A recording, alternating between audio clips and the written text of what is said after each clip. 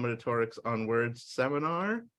Our speaker today is Lubomíra Dvořáková from the Czech Technical University in Prague, and she is going to speak to us about the essential difference between the repetitive threshold and the asymptotic repetitive threshold of balance sequences.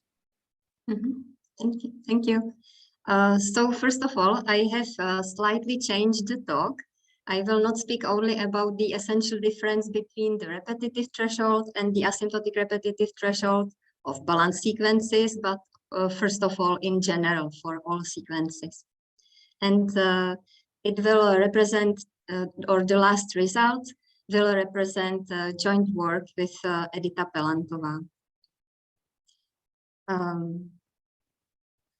Okay, so first, the first part of the talk will be about the classical critical exponent and the notions that are connected with that. So the repetitive threshold and the repetitive threshold of balance sequences then.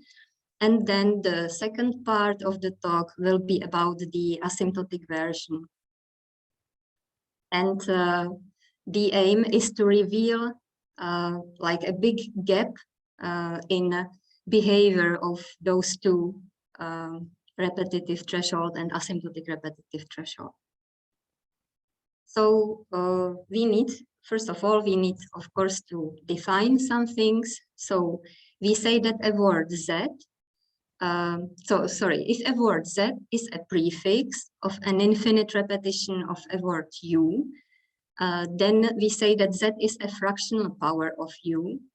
And we write that Z is equal to U to the power of E, where E is the ratio of the length of Z and the length of U.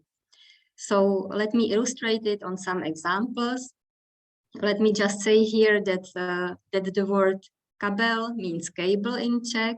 So if we write kabel, then it's the second power or the square of kabel. If we write 3 times consequently kabel, then we have the cube, the third power. And if we write kabelka, which means handbag in Czech, then we can see that the word Z in the definition is kabelka, and the word U is kabel, because kabelka is a prefix of an infinite repetition of kabel.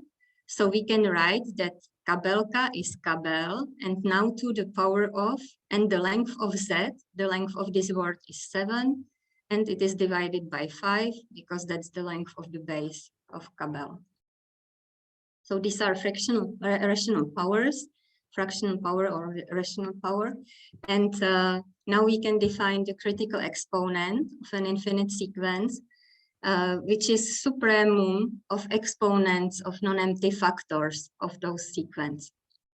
And then the repetitive threshold, we define it only for D at least 2, because the situation over 1-letter alphabet is not interesting.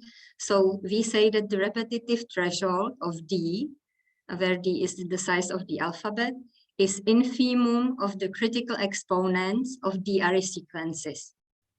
So we search, when searching for the repetitive threshold, to put it simply, we search for DRE sequences with the least possible critical exponent.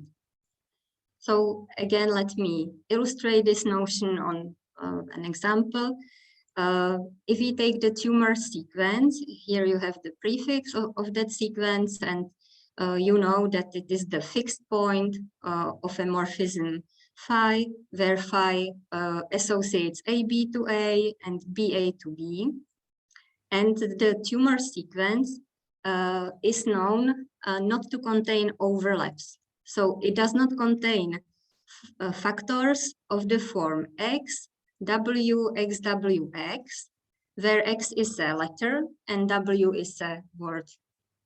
And it means that that the largest powers that it contains are squares. So first of all, the critical exponent cannot be larger than 2 for the tumor sequence, and it is equal to 2 because it contains squares. You can see BB here, for instance. So the critical exponent of the tumor sequence is equal to 2, and also the repetitive threshold of 2, so for binary sequences, is equal to 2, because each binary sequence contains squares. So it is equal to 2, and it is reached for the tumor sequence. So here we have minimum, in fact. And now let me describe what is known in general. So everything is known. It was stated first as a conjecture by Dejean in 1972. And she conjectured that the repetitive threshold of DRE sequences are of the following forms. In particular, for D of size at least 5, the repetitive threshold is 1 plus 1 divided by D minus 1. So it means that when you have larger and larger alphabets, the least critical exponent or the repetitive threshold is closer and closer to 1. But for a fixed alphabet size, it will never reach the value 1. And this conjecture became step by step became theorem. It was done, the proofs were done by many people, and finally in 2011 it was completely proven. So this is the situation for the repetitive threshold in general. And now we will go to balance sequences. So first, a sequence is balanced if for any two of its factors of the same length, the number of occurrences of the letter A in those two factors differs at most by 1, and this holds for each letter. So these are balanced sequences, and naturally we define the repetitive threshold of balanced sequences in a similar way as before. So we say that it is infimum of critical exponents of DRE and this time balanced sequences. So again, to say it simply, we search for balanced sequences with the least possible critical exponent.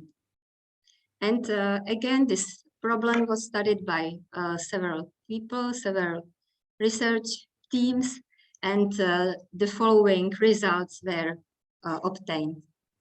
So there's a result from 2000 by Carpi and De Luca, which says that for binary alphabet, the least critical exponent is of this value, 2 plus the golden mean, and it is reached by the Fibonacci sequence. So in fact, over a binary alphabet, to study this question means to study Sturmian critical exponents of Sturmian sequences. Then in 2019, Rampersad, Shalit, and Van Dom determined the values of the repetitive threshold for ternary and quaternary alphabet for balanced sequences. And moreover, they provided a list of candidates, a list of balanced sequences that were supposed to be candidates for the least possible critical exponent. And these candidates were proven to be the right candidates. So Baranval and Shalit, they proved for those candidates that they are the right ones. So they obtained that the repetitive threshold of balanced sequences for D between 5 and 8 is of this value, 1 plus 1 divided by D minus 3. And then we, together with Francesco Dolce, in 2021, we proved that result for the alphabet of size 9 and 10. So again, we proved that for the candidates provided by Rampersad, Shalit, and Van Dom. But then concerning larger alphabets, together with Daniela Opochenska and Arseny Shur last year, we were able to show that the repetitive threshold of balanced sequences is even smaller for larger alphabets. the value is 1 plus 1 divided by d minus 2. And we were able to prove it for d equal to 11. And then for all even numbers larger than or equal to 12. And not only this, but we were also able to show that the value of the repetitive threshold of balanced sequences for alphabets of this size is lower bounded by this value. So finally, we conjectured that this value is reached also for d odd larger than 11, and this conjecture remains open. So again, this was the case for the repetitive threshold of balanced sequences, and everything there. So it was like summary of known results. And now let me pass to the asymptotic version. So first to the asymptotic critical exponent, and I will compare the situation here with the situation for the classical critical exponent. So first definition, the asymptotic critical exponent of a sequence is infinite if the critical exponent itself is infinite, and otherwise we say that it is, or we define it to be Limes superior of exponents of factors of that sequence of length n. So we study exponents of factors for length tending to infinity. And the asymptotic repetitive threshold is defined to be infimum of the asymptotic critical exponents for DRE sequences.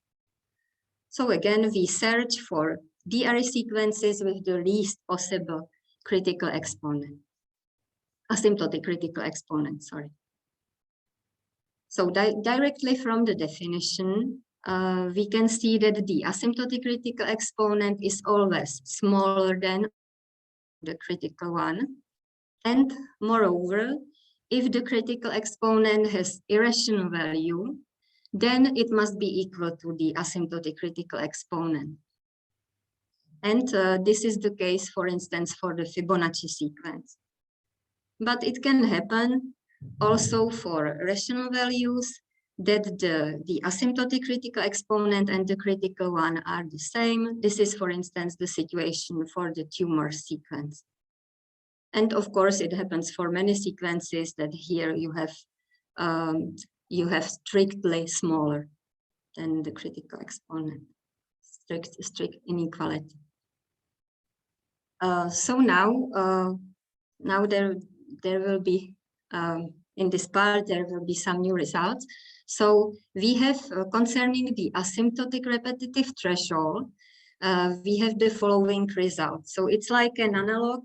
It's something like an analog of Desjans' conjecture, Desjans' theorem, but you can see here that the asymptotic repetitive threshold over any alphabet of size at least 2 behaves still the same. It is equal to 1.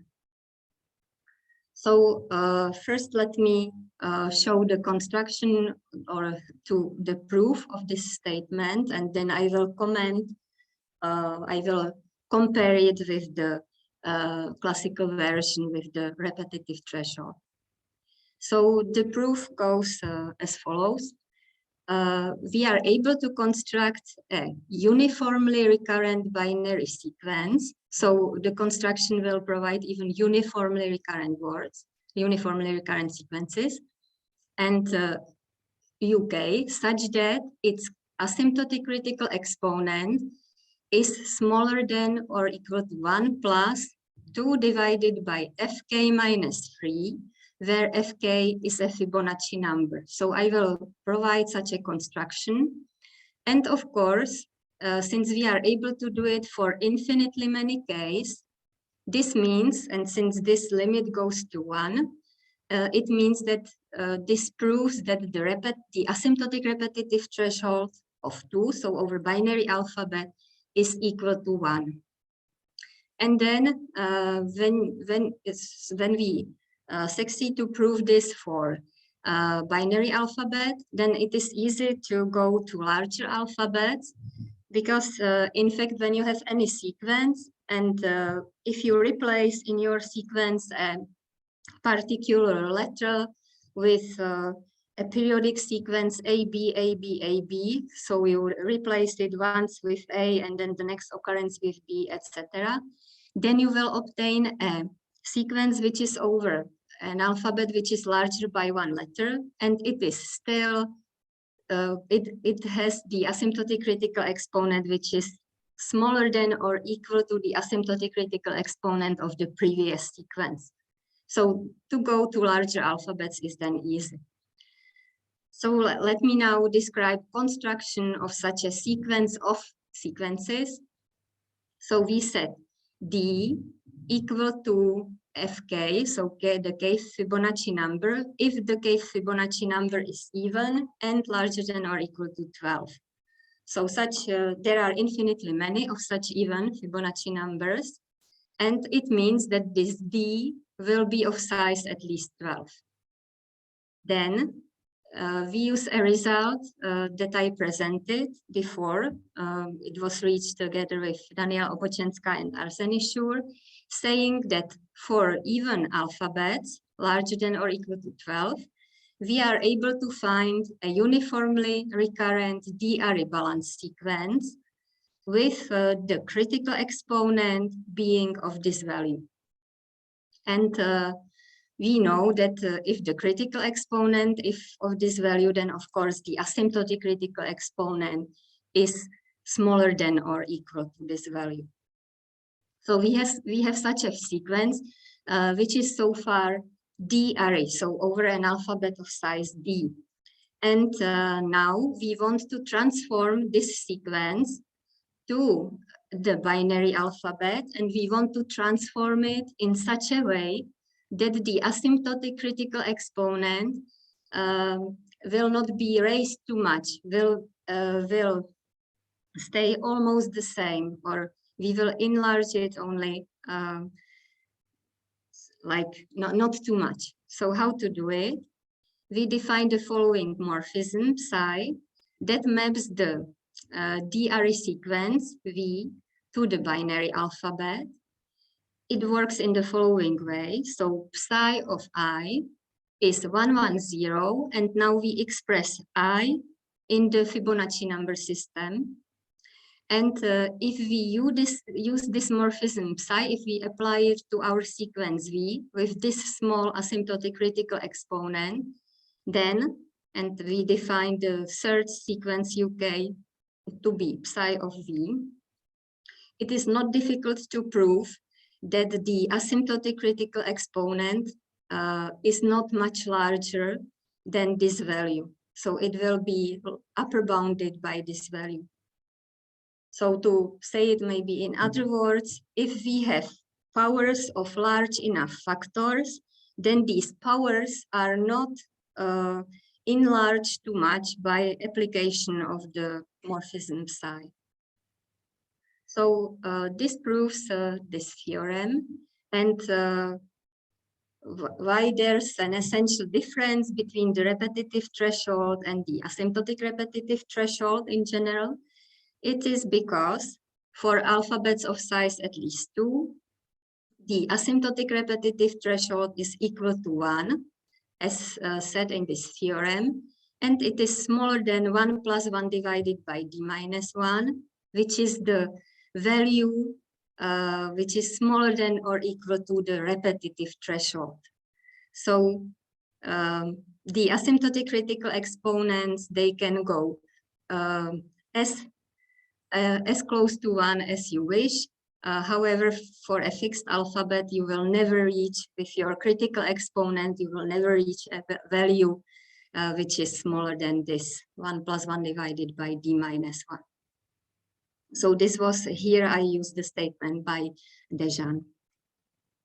So this is the situation for sequences in general.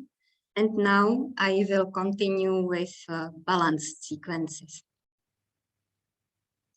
So again, the definition will be clear. The natural, so the asymptotic repetitive threshold of balanced sequences will be infimum of the asymptotic critical exponents of DRE sequences that are moreover balanced. With this definition, we are able to show that the repetitive threshold, the asymptotic repetitive threshold now, it is not equal anymore to 1, but it is lower bounded. If we are over a fixed alphabet size, then it is lower bounded by this value, 1 plus 1 divided by 2 to the power of d minus 2. So it is not 1 this time.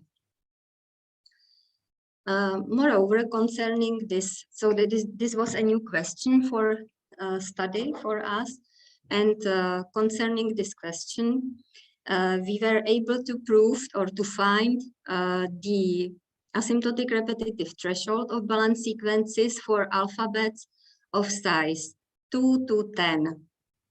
So let me show the results in the following table.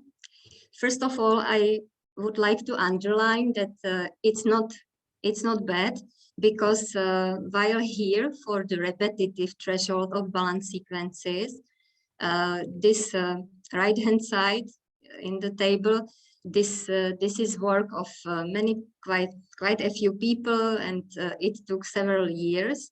Here we obtained these values within 1 year, or it's content of one paper.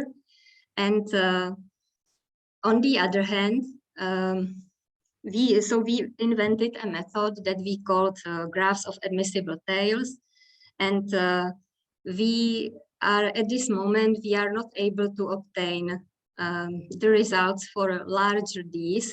So even for the 11 or 12, it means to optimize a lot our algorithm and our implementation, and we can't see we can't see trivially the generalization to larger alphabets. So here, in the case of the repetitive threshold of balanced sequences, we were able to generalize and even to infinitely many Ds, to all even Ds larger than 12 or equal to 12. So here in this case, for the asymptotic repetitive threshold, the generalization is not at all as straightforward. And observing this table, you can see that for 2 to 5, so for this alphabet size, the values are the same. So the values of the least asymptotic critical exponent and the least critical exponent.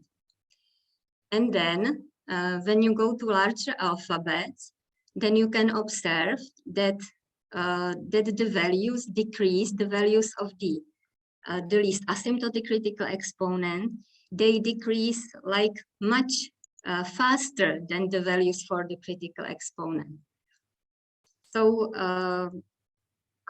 having this observation, we summarize it here. You can see how it decreases, how the values of the asymptotic repetitive threshold decrease.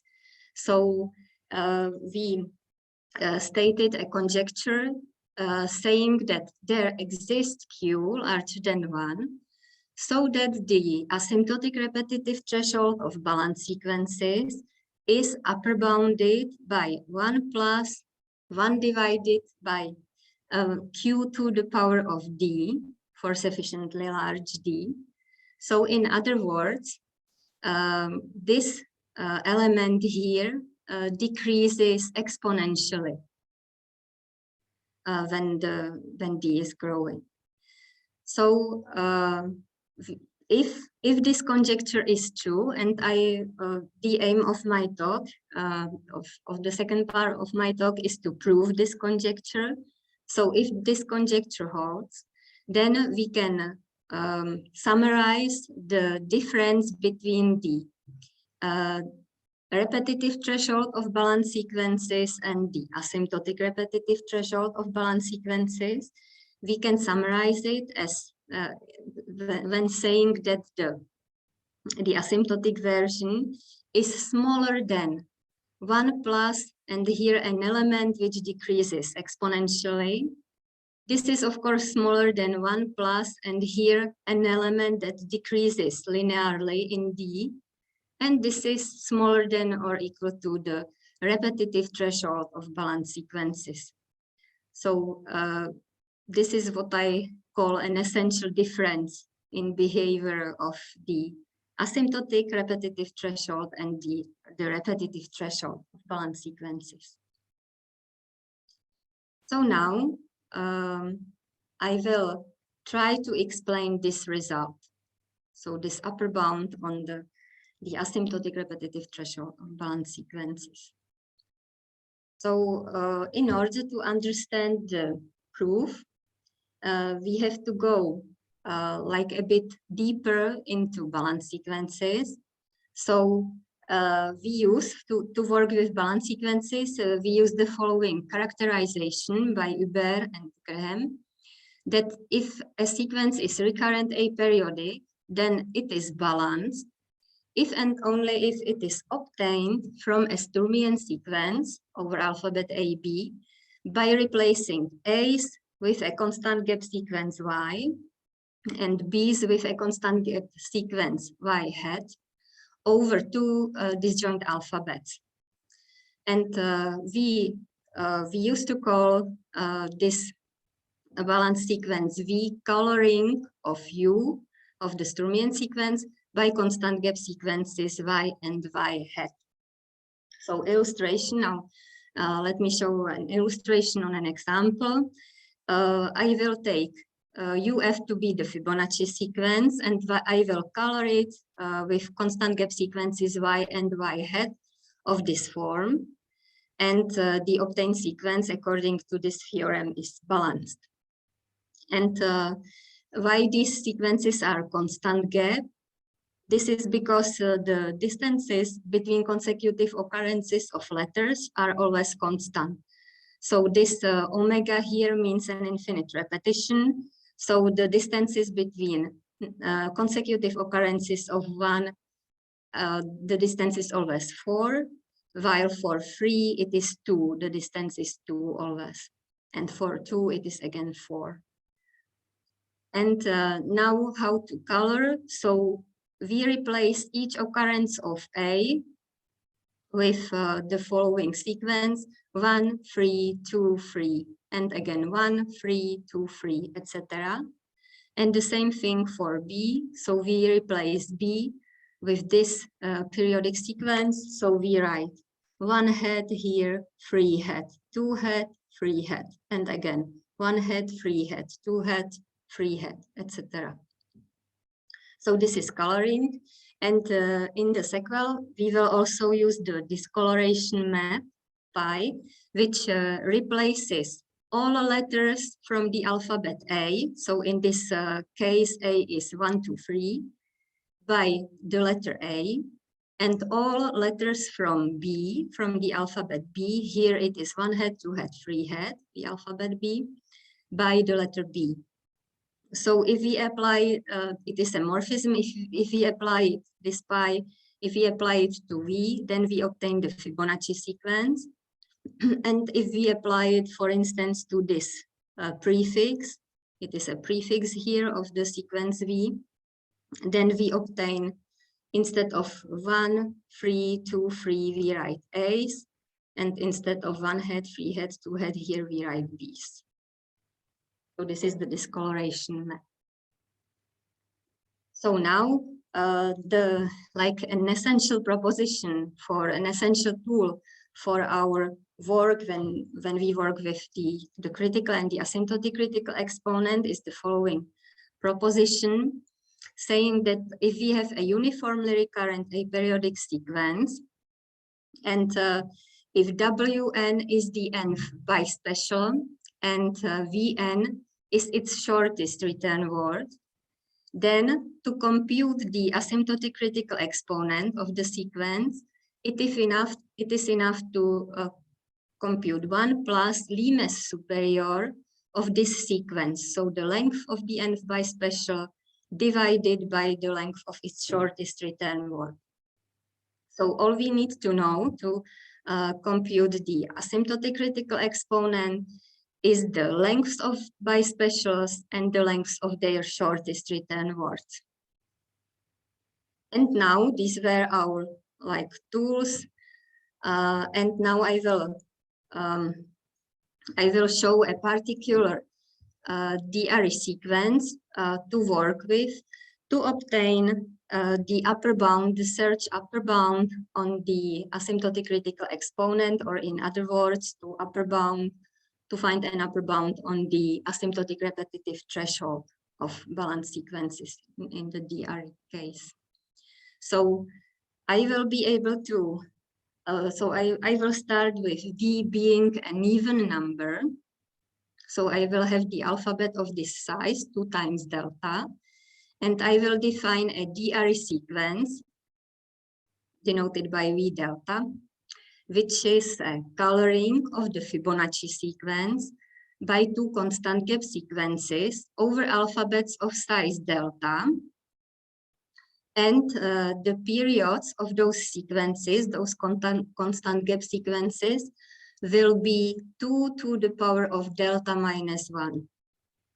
So these 2 sequences are over an alphabet of size delta. And in fact, when we know something about constant gap sequences, this period is the largest possible one over the alphabet of size delta.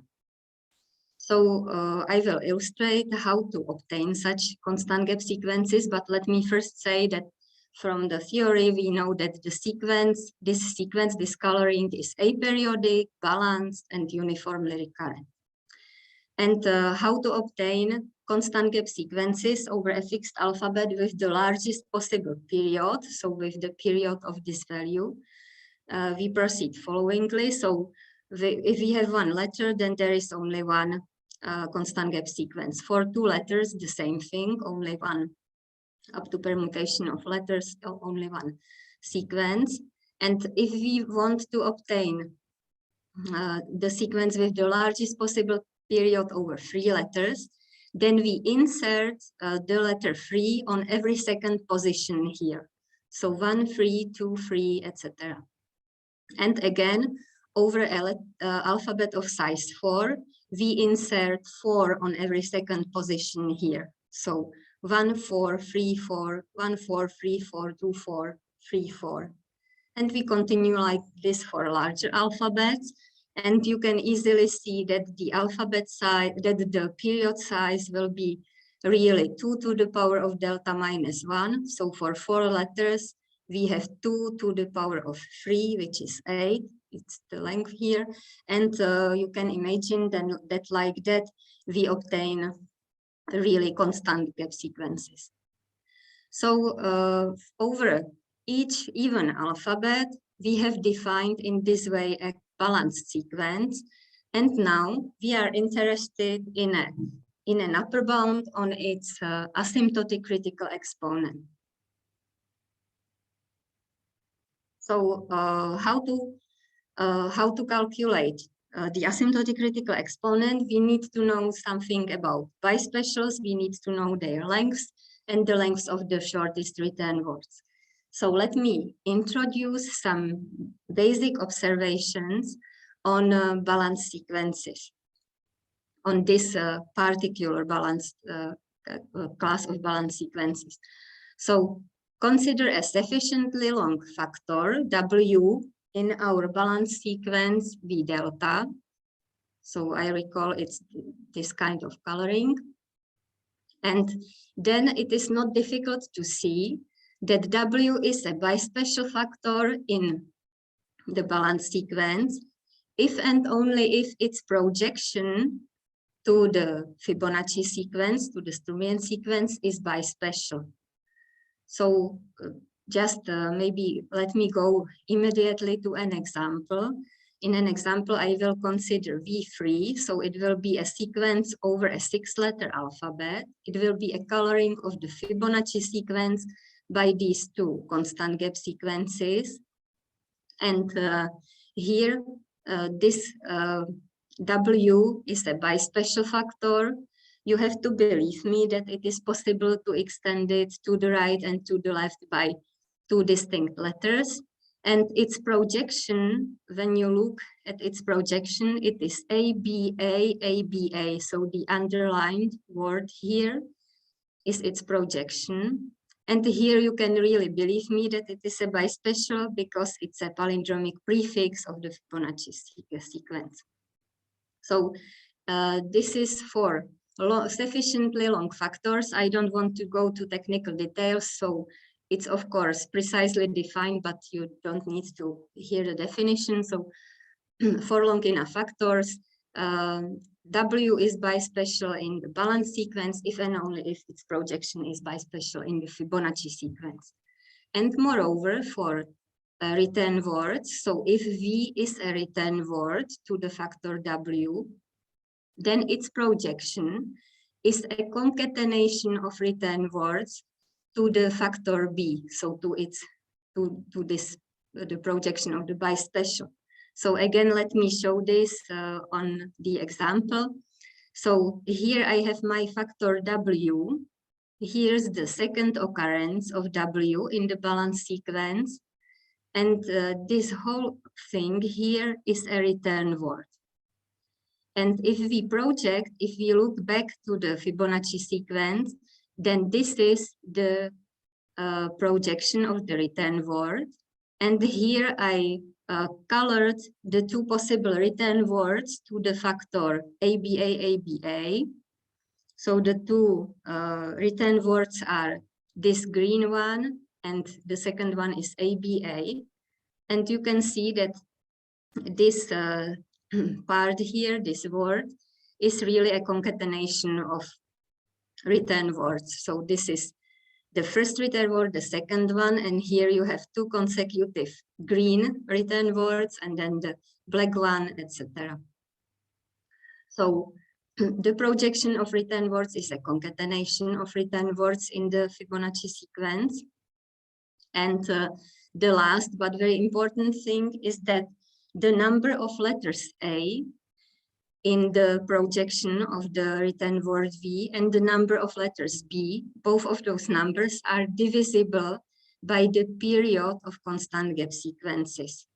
So again, let me just say here that if we calculate the number of A's and B's here in this projection, we will have 32 A's and 20 B's, which is divisible by 4. And this will always happen. So if I let you time to think about, I am sure that you will agree with these statements. And now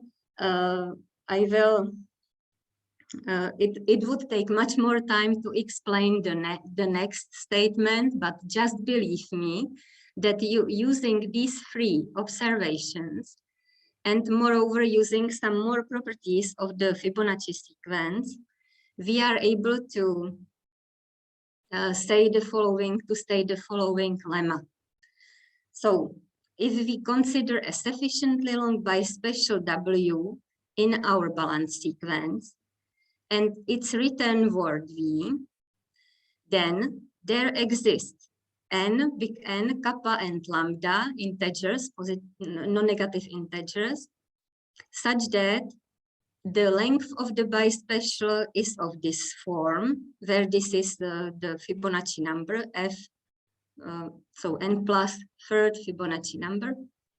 Then the length of the return word may be expressed as a multiple of h, where h, I recall, it's the period of the constant gap sequences, and times this integer combination of Fibonacci numbers. And the last thing, these 2 numbers, kappa and lambda, so they are different. Kappa minus tau lambda, where tau is the golden mean. It's in absolute value upper bounded by tau squared divided by the period by h. So we have such a lemma. I just believe me that it holds, and I explained how we obtained that from the previous observations and some more knowledge on the Fibonacci sequence. So having this lemma, I can state the most important theorem, which is this one. I call it colored Fibonacci, and it gives me the following upper bound on the asymptotic critical exponent of the balanced sequence in question. So if my period of the constant gap sequences, so if this value is between tau to the power of n0 plus 1 and tau to the power of n0 plus 2 for an integer which is at least 1. So this is something that I am always able to find such n0 if h is sufficiently large. So if I am in this case, then the asymptotic critical exponent of my balanced sequence is upper bounded by 1 plus 1 divided by h times tau to the power n0 minus 1. So before explaining this result, let me just underline, let me emphasize that it is then easy to transform this result into an upper bound on the repetitive threshold, asymptotic repetitive threshold of balanced sequences, and what kind of upper bound, 1 plus, and here will be something exponentially decreasing.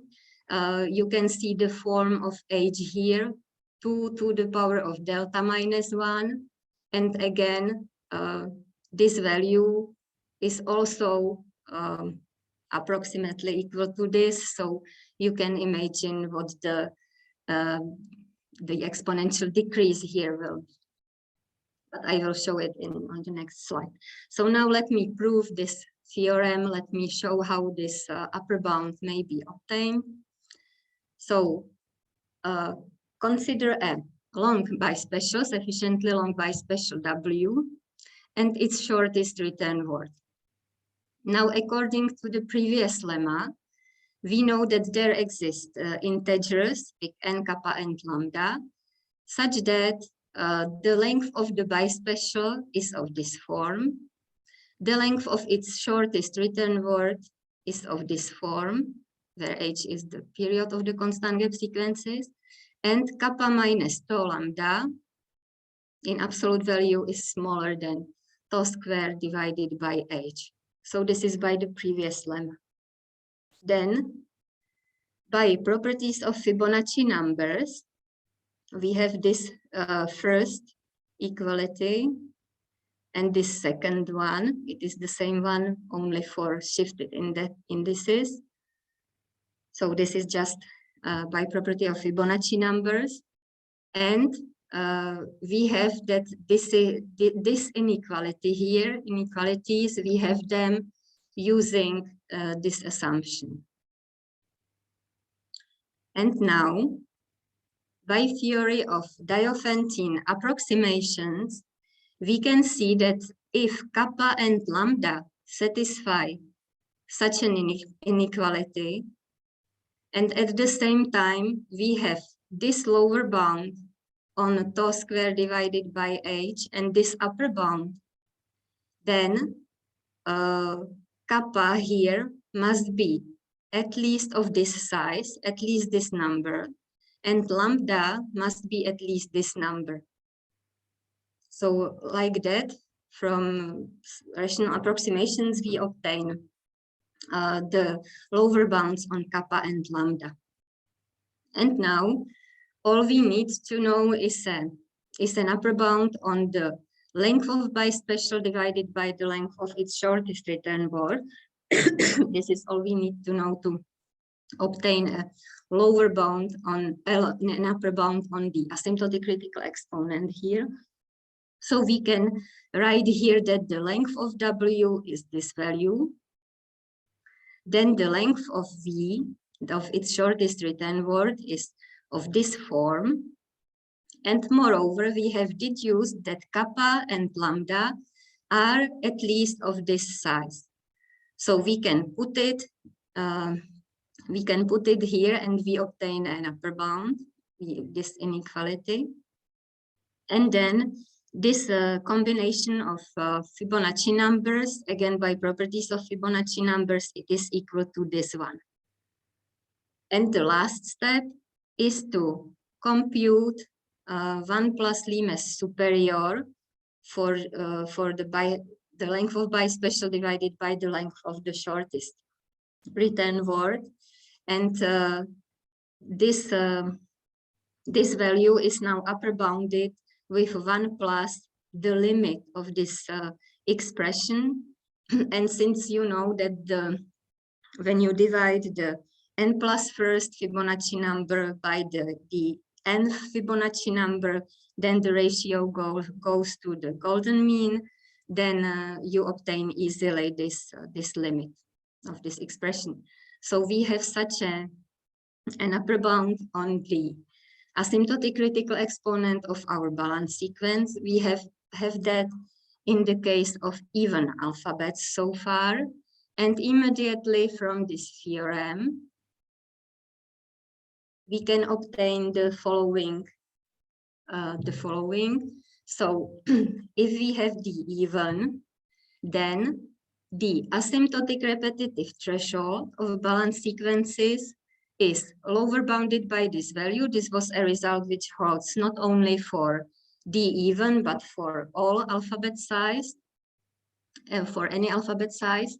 And we have this upper bound, which is 1 plus tau cubed divided by 2 to the power of t minus 2.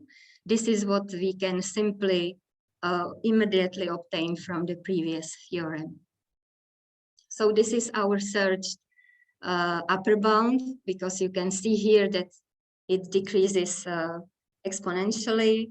It gives us our searched Q in the conjecture.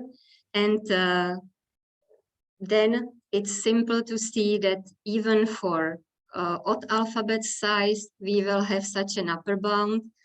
I said already that it is simple to obtain if you have a D-array sequence which is balanced. Then if you choose a letter and you rewrite this letter with AB, AB, AB, step by step, then you will obtain a balanced sequence again, which is over an alphabet which is by 1 letter larger, and the asymptotic critical exponent will decrease or stay the same. So you will have this immediately, this inequality. So this means, these two theorems means that the conjecture was proven, that there really exists Q larger than 1 such that the asymptotic repetitive threshold of balance sequences is upper bounded by such an expression for sufficiently large D's. So this was the new result to be described. And now let me summarize which kind of questions remain open. So first of all, I would like to state a new conjecture. So let me go back to the important theorem that I called colored Fibonacci. So this upper bound from this theorem, if you observe our table with the asymptotic repetitive threshold for balance sequences of alphabet size 2 to D, then if you observe that and you compute here these n zeros, then you will see that this upper bound is reached for alphabets of size of D equal to 2, 4, and 8, and that this value is close to the optimal value, so to the asymptotic repetitive threshold, even for alphabets of size 8 and 10. And our conjecture is that the upper bound from the theorem is attained for infinitely many even D's. So we have such a feeling that this could be true. So this is our new conjecture for infinitely many alphabet size, even size, even sizes for the asymptotic repetitive threshold. But anyway, this question remains completely open. So first of all, is our conjecture true? And anyway, even if it is true, then what about the other D's? So what's the value of the asymptotic repetitive threshold of balanced sequences for the starting by 11? We don't know. So this is open. And let me recall also the open problem concerning the classical case, so the repetitive threshold of balanced sequences, so the least critical exponent. And here we stated the conjecture that it is equal to 1 plus 1 divided by d minus 2 for d which is odd and at least 13. For all other values, this repetitive threshold is known. And moreover, we know that the critical exponent cannot be smaller than this value, so that this is the lower bound. So this is the question that remains open for the classical case for the repetitive threshold of balanced sequences. Okay, and this is all I prepared for you. So I hope. Okay. Thank you for attention. Thank you very much. Does anyone have any questions for Lubka?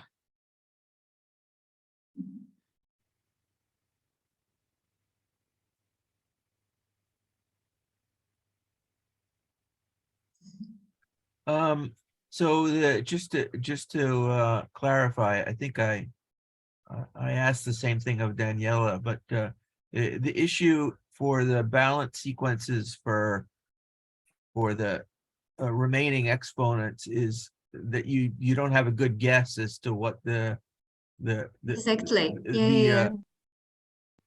In the case of the critical exponent, so for the repetitive threshold, the classical one, it was for us simpler because we found good candidates already among like small values of the alphabet.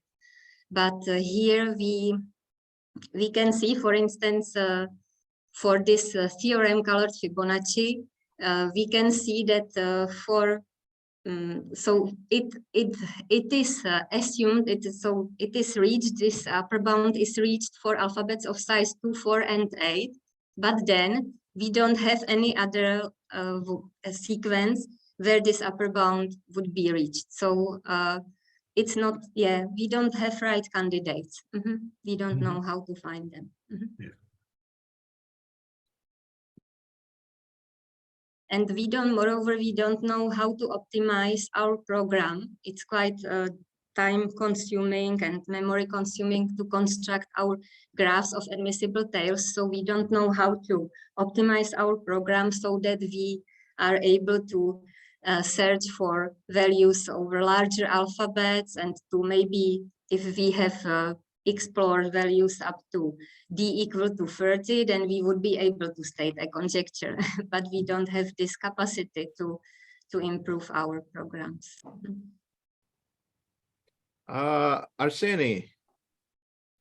Yes. Hello. Okay. Hello. Nice to see you, Lubka, and thank you for a nice talk. Okay, so it's more comment than a question. The comment is that, okay, as you proved that if you put no restrictions on words, then the problem of asymptotic repetitive threshold has a trivial answer. So you can get a limit of 1. Yeah. So you consider this problem reconsidered after putting some restrictions. And of course, the first one was about balanced sequences. It's clear. Yeah. And maybe another natural choice would be to take threshold sequences. So the sequences which have minimum exponent, minimum critical exponent, and in this set of words, it would be nice to know what's the gap between the threshold and the asymptotic threshold, and I know that such a gap, I think it cannot exist for binary sequences, but yes, but for bigger alphabets, I think that I know that it does exist. They are not the same. Yes. Yeah, but it would be nice to know, at least to estimate this gap. How big is it? So for balanced sequences, you prove that it's very big. Yeah, so it's between 1 plus inverse linear and 1 plus inverse exponential. It's very big. Okay, what do you know, whether you learn somehow this case or about threshold sequences? So you mean the general? You mean the general ones? So yeah, in the general case, yes. In the general case, so I have to admit, or to say about myself, that I did not study into details the general case, so the Desjans theorem and so on. But it's a it's a reasonable question to go to other classes and to study the gap between the asymptotic and the critical exponent, or the least ones. And so thank you for this suggestion. I don't know the answer, but also I would like to recall maybe a question or a comment given by Julien Cassaigne. And he suggested to study two balanced sequences. And he thinks that for two balanced sequences, maybe the asymptotic repetitive threshold could be also just one. Not lower bounded, but equal to 1. So this is also an interesting question for us. Yeah. Okay. But unfortunately, or not unfortunately, but so far we studied only this case, and it's of course interesting for us because our aim is to to generalize the result that we have with you, Arseny, for the critical exponent, for the repetitive threshold, to generalize it for the asymptotic repetitive threshold for balanced sequences, because we would be happy to have something for infinitely many alphabet sizes, but we don't have such a result. Yeah, I think you mentioned the suggestion by Julien, but I think that it cannot be the case that for two balanced sequences you will you have one. Oh no, maybe not for because okay, then I think about the situation that in fact threshold sequences are not balanced, as you know. And for threshold sequences you definitely have a gap, but I cannot say how big is it, but it certainly exists. So I not much belief in that it's possible that for two balanced sequences already you'll have the upper bound of 1. Okay. Anyway, I did not check it.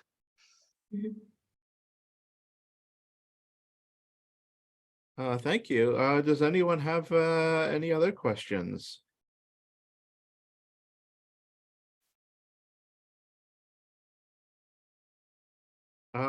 If not, thank you again, Lubka, for speaking in our seminar. Our next talk will be on February 6th.